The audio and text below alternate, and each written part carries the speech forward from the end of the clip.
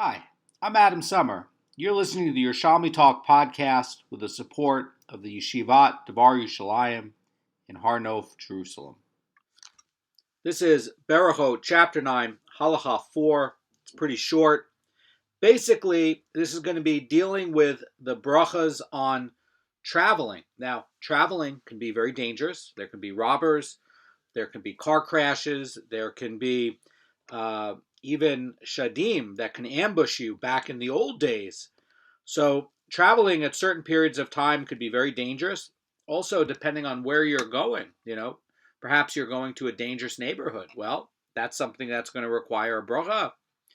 And this is going to cover all the stuff about traveling. Now, I want to point out, I saw a statistic that in Israel, there's 7 days of the week, and on Shabbat, that is the day of the week in Eretz Yisrael where they have the most fatalities by car crash. It's not on a Tuesday where more people are driving. Surprisingly, it's on Shabbat. And why would that be? Well, the Torah says that people that are violating Shabbat get the death penalty. God is running the world and is continuously creating the world. And you get people that are doing things that get death penalty. God is the Sanhedrin right now. He's issuing out judgments. Death penalty is definitely not delayed. And, this guy is breaking Shabbat by driving. Certainly he's not going to be saying any brachas about traveling, right? That's just a joke. Anyway, you got to keep Shabbat. And this is going to give you some depth to the idea about traveling. Mishnah is going to cover that. Starts off, it says, one who enters a city prays twice, once upon his entry and once upon his departure. Now, why would that be? Rashi, in the parallel in his commentary on the Mishnah, is saying that these prayers are recited by one who is traveling and enters or leaves a strange city, and they are not recited by one who enters or leaves his own city. So that's going to be something to keep in note. So, for instance, let's say you live in Jerusalem and you have some reason, not on Shabbat, that you have to drive over to the city of Lod. Well, you're going to be having to say certain brachas because that's not going to be your city. Now, there's going to be a dissenting view, and Ben Azai says he prays 4 times, twice upon his entry and twice upon his departure. Now, the Mishnah is going to explain how Ben Azai arrives at 4. Now, keep in mind, this is the Ben Azai, who's very famous at expounding things. So you have to pay attention when Ben Azai talks anywhere in the Shas.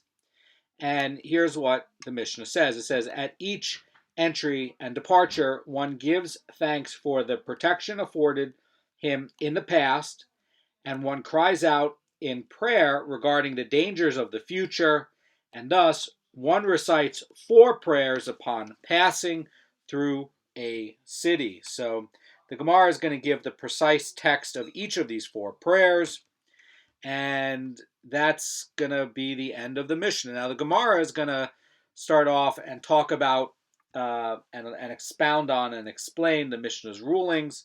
And the second section of the Brisa dealing with Ben Azai's view, you can find that in the Tefilat 621. But meanwhile, the Gemara says that if each one enters a city, he prays twice, once upon his entry and once upon his departure.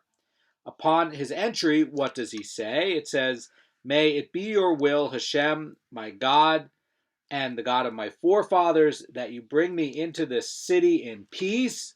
And upon departure, he says, I give thanks before you, Hashem, my God and God of my forefathers, for you have brought me out of the city in peace. Now, the Rambam, in his commentary to the Mishnah, is saying that this Brisa describes the prayer for departure as one of thanks.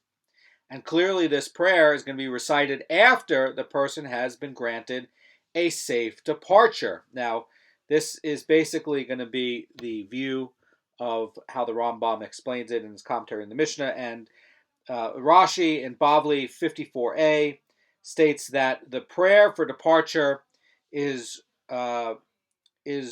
recited before the person leaves, and it consists of a request that Hashem bring him safely out of the city. And this contradicts the teaching of this Baraisa, in fact. So this Baraisa is saying that if one enters a city, he prays twice, once upon entry and once upon departure.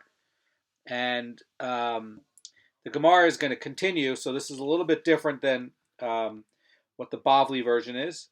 But nonetheless, we want to know what this Nusach is. So Ben Azai says in this Gemara, he recites 4 prayers, 2 upon his entry and 2 upon his departure. And upon his entry, he says a prayer of supplication for the future. He's praying for what's going to be. Now, that prayer is going to be where it says, "May it be your will," because again, we're praying for the future. The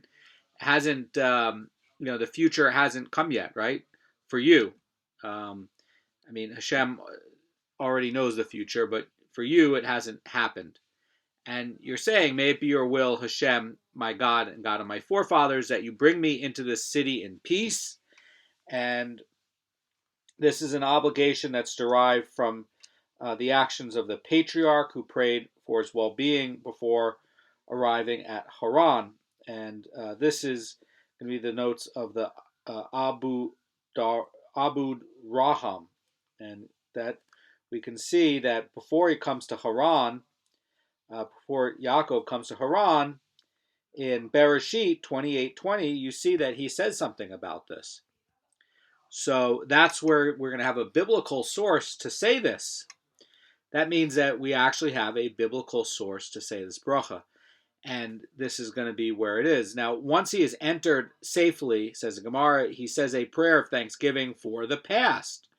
Why would you be saying a thanksgiving blessing for the past? Well, the bracha is going to go where it says, "I give thanks before you, Hashem, my God and God of my forefathers, that I have entered in peace."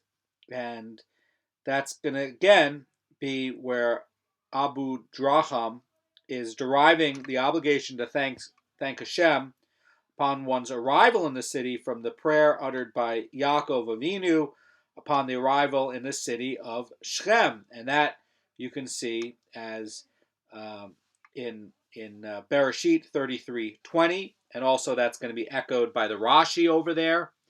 So you see here, these 2 brachas have a deraita source for it. And then he continues in this Gemara, and it says, "So too may it be your will that you bring me out of this city in peace." And when he departs, he again says a prayer for the future. So these were the 2 prayers when you come, and now you're going to talk about the 2 prayers when you leave. And it says, "May it be your will, Hashem, my God, that you bring me out of this city in peace." And that's going to be a prayer of the future. And once he has departed safely, he says another prayer for the past, and it says, "I give thanks before you, Hashem, my God, that you have brought me out in peace." And he then continues and says, "So too may it be your will that you lead me to my home in peace." Or if he's traveling somewhere else, he says, "to such and such a place," says the Gemara. Now the Bavli presents a more elaborate version of this final section of the prayer, with wording that becomes very similar to the Wayfarer's prayer. You could find that out in the Wayfarer's prayer in Bavli 29b. And there's some discussion among the poskim as whether the prayer takes the place of the Wayfarer prayer. And you can see the Bet Yosef for that, or the Bach, or the Tor, and or Chaim in 230. Also, you can see the Mishnah Beur 230 and 3. But we're talking about a prayer that could replace the Wayfarer prayer. So very interesting. Please check with the Mishnah Beur on the Halacha L'maisa on this. Now, the Mishnah is going to rule that one prays upon entering and leaving a city, and the Gemara is going to clarify this ruling, and it says that which the Mishnah says that one must pray regarding entering and leaving is stated with regards to dwelling in places of idol worshippers. So why would that be? Pnei Moshe says that this is going to be a place where danger is going to be more prevalent for a Jew. When you go walk down the street in Paris now with a kippah, apparently you can end up encountering a lot of hatred and violence and anti-Semitism. So if you're going to a dwelling place of idol worshippers, there can be more danger there. So you're gonna need divine. You're gonna need to recognize the need for divine protection and divine help, and that's why you have to say a bracha on it. Now, Gemara is going to continue. It's going to says, but where they are cities of Jews, they need not recite those prayers. And why would that be? Well, there's not a particular danger in entering or departing a Jewish city based on your Jewishness. In other words, if you enter a Jewish city with a kippah, nobody's going to look at you twice. Nobody's going to care. But if you go to Amman, Jordan, and you go try to wear a kippah, people are going to come talk to you. And the Gemara is going to introduce an exception to this rule, and it's going to say, if it is a place in which they execute people for capital crimes, then even in the dwelling places of Jews, one must recite the prayers. Why would that be? So the Pnei Moshe says that he may fall under suspicion of involvement in a capital crime and will not know anyone who can speak in his defense. And the Rosh Cirilio is going to point out that this follows one of two explanations in the Bavli. According to the other approach in the Bavli, the prayers are required only in a city of such lawlessness that they execute people without giving them a trial. And that could be where they judge the people before executing them, and the dangers are going to be less significant, so no prayer would be required. Now, the Gemara is going to talk about a brisa, and it's going to say if one enters a bathroom, he recites two blessings, one upon his entry and one upon his departure. And upon his entry, what does he say? And he addresses the angels that accompany a person. And he's going to say, glory to you, O honored one, servants of the holy. And that's going to be where, the Rosh Cirilio explains about this, that every person is accompanied by two ministering angels who watch over him, as it says in Tehillim 91:11. And it says, he will assign his angels to you to protect you in all your ways. And the angels do not accompany him into the latrine, but with the prayer, he begs their pardon for troubling them to wait for him. And alternatively, the angels do accompany him, and he apologizes him to bring them into a clean place. That, by the way, is going to be the explanation by the Marsha. And you can find out that explanation by the Marsha in Bavli 60b. And the Gemara is going to continue, and it says, glory to you, O honored one, servant of the holy. And this, that would be the need to go to the bathroom, is the way of the world, clear a path. Blessed is the God of glory. So that's going to be where, he's basically asking the angels, says the Marsha, do not be displeased that you must wait, for such is the way of people that they have to use latrines sometimes. Now, the Abu Draham cites the view that this formula should be said only by God-fearing and saintly people upon whom the divine presence rests, but ordinary people should not say it, for it makes him appear arrogant. Now, the Beit Yosef suggests that for this reason, the practice of reciting this formula is not used, and the Bach writes that as a rule, we are not righteous enough to merit the accompaniment of angels, therefore we do not say that prayer. So we don't say it because it's really kind of arrogant and assumes that you're righteous enough to have God come out and send angels to escort you. And the Bach is pointing out that, as a rule, we're not sufficiently righteous enough to merit that. And so it really shows our degraded level. Now, the Gemara is going to continue, and it's going to say, when he leaves the bathroom, what does he say? And it says, blessed are you, and then it says that formulation that we were talking about with to Hashem. It says, who fashioned man with wisdom. And this is going to be the first line of the blessing of Asher Yatzer. And the full version is in the Bavli. The Yerushalmi either has a different nusach or it's writing it in shorthand. But this phrase basically has two meanings. One is that God used wisdom when he created people and fashioned them, and that's demonstrated in the precise equilibrium and arrangement of the organs and the way they work. And the second idea is that when God created humanity, he gave them the gift of wisdom, and that's going to be something. What is wisdom? Wisdom is when you recognize that Hashem is involved in the world and running the world. So that is what wisdom is. So the second part of that bracha, when you're saying who fashioned man with wisdom, you could be saying, oh, I'm referring to how God created the human being with divine wisdom, but also with wisdom per se, which would mean that it is wise to bless Hashem for the running of things. So, you could look at it in the second way where, God created humanity and he gave them the gift of wisdom. And now we come and we say a bracha for letting things, work in a healthy way. And that in itself is a reflection of wisdom. So there's two ways to look at that. Very clever for the second way. Now the Gemara is going to talk about this final baraisa. Very uncommon today to go to bathhouses, but there are some cultures where it's still very common. I know it's very common to go to the banya in Russia. It's a very common thing. And also I know that it's very common in Japan, that they have a culture of bathhouses there. And the Gemara continues and it says, if one enters a bathhouse, he prays twice, and once upon his entry and once upon his departure.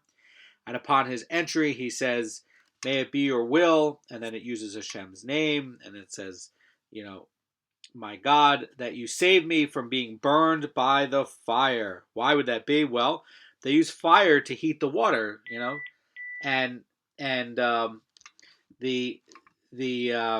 also the fire, also, from being harmed by hot water, right? That also includes being scalded.